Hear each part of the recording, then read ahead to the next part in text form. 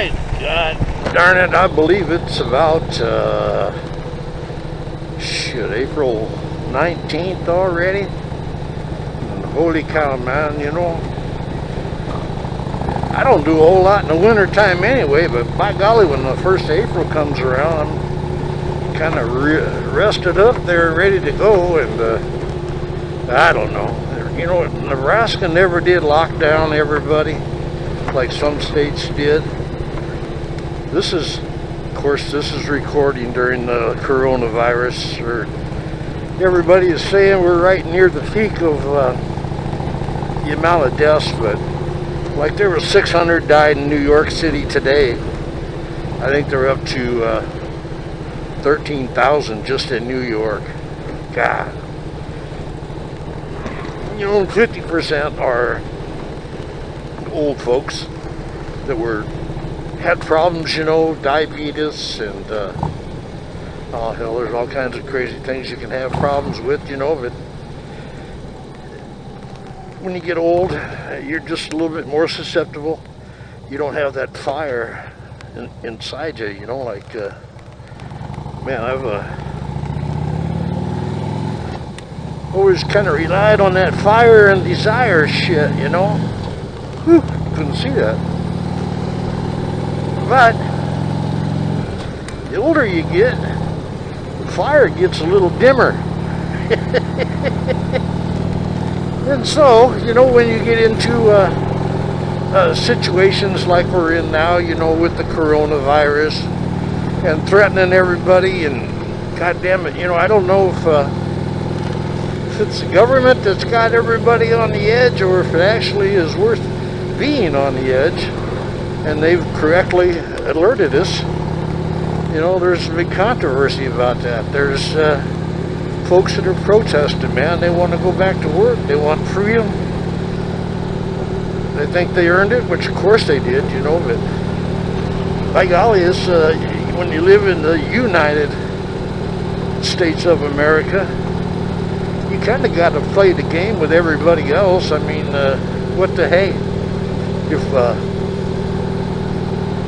If you want to be a lone dog, man, you can run around and do whatever the hell, you know, but goddamn it, just be responsible and don't drag shit home.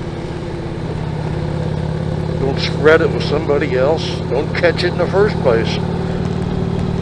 You know, I got a problem right now with this deal called Bell's palsy. And man, oh man, it let all the muscles on the right side of my head relax. So my mouth is drooping, my eyes all fucked up. But it wasn't a stroke, kind of, per se, because a stroke will affect your limbs, you know, your arms and your legs and all this and that, which this did not. I'm still okay. I can walk and talk, you know, a little bit. I just can't say P or B. God damn, them some hard letters. But you know, you got to take it with a grain of salt. I believe that I probably slept wrong when all this started, and I kind of pinched my carotid artery over here on my left-hand side, because in the morning, man, the back of my ear, part of my neck was just sore, son of a bitch. And I think, you know, it might have cut the blood.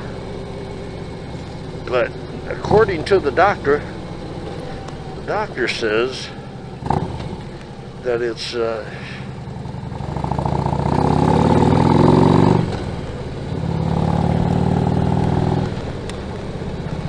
virus.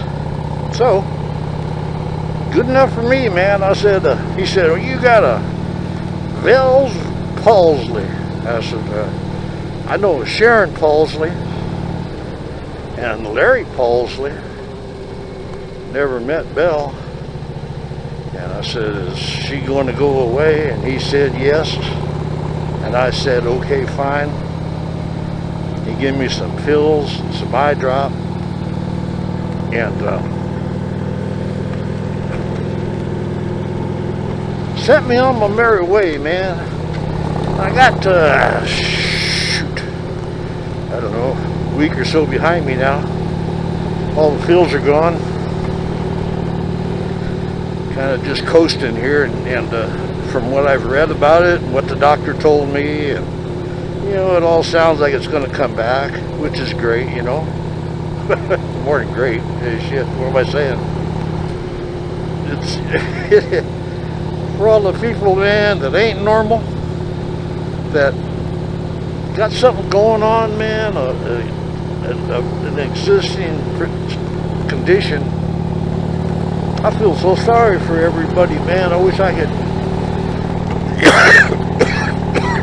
could help everybody, because I'm feeling the pain myself here, and I'm just knowing how bad it is, man. You just don't want to do that shit. You want to live to the end, you know, a few aches and pains and moving slow and this and that, man. Okay, everybody's gonna go through that, but I'd sure like to just lay down some night and just go to sleep and, you know, never wake up, you know. And God damn it, that suffering shit, it ain't all it's cracked up to be. So, anyway, on a brighter note, man, this is my first day out. Jeez, since November. Oh, other than maybe a couple of short trips to the store, but hell, usually my son runs the old lady to the store, and that's done. And all my bills are paid through the bank there, and all I gotta do is coast. I guess that's what you're supposed to do when you're 68. Just coast. Sounds good to me. I feel like I paid my dues, you know, in life, and I've helped a few people helped me. I mean, goddamn, it's been extraordinary life.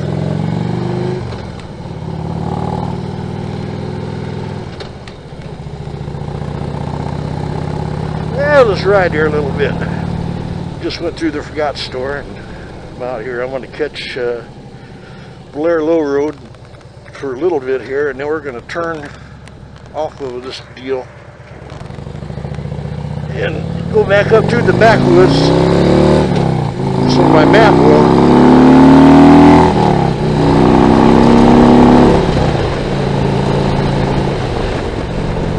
And here it is, right here.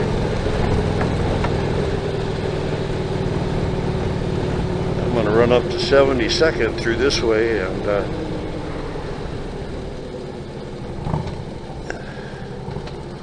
oh shit, this ain't it. What am I doing here? It's the next one.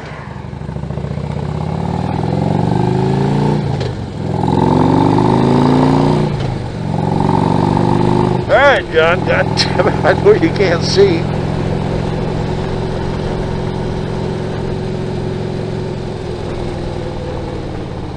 See, this one looks just like it.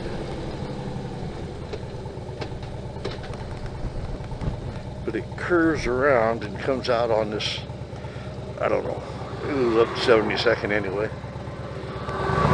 Hey, Food Liner. I used to run them trucks.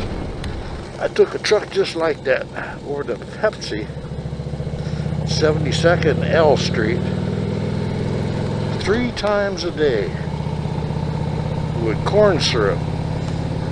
And they took that corn syrup, put it in the pop, I guess. They had storage tanks, but by golly, I'd fill that son of a bitch up and I'd come back and it'd be just about gone. So I remember that job, man. I had to take that tanker on that tractor and run that son of a bitch backwards. Because I couldn't turn around, so I'd pull in head first, unload,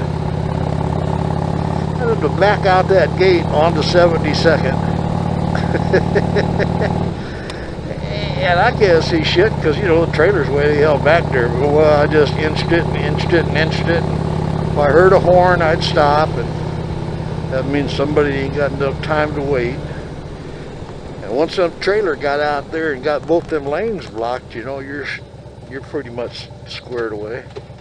So that's what I do.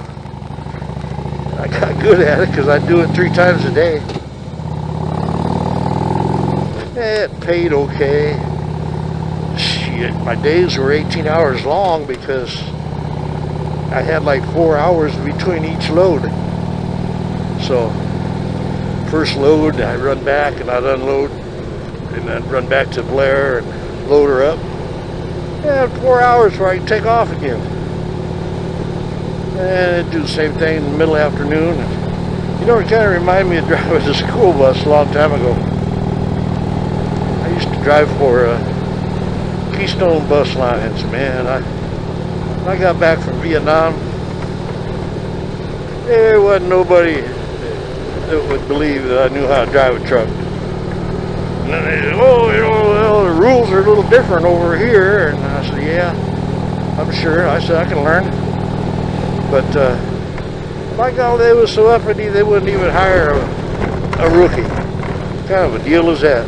So anyway, I had to go to trucking school. I went to the trucking school, and shit, I was in that school. It was a 2-month course, and after the second week, the instructors turned me loose out in the yard with all the students, and they went and had coffee. I mean, this was like every day.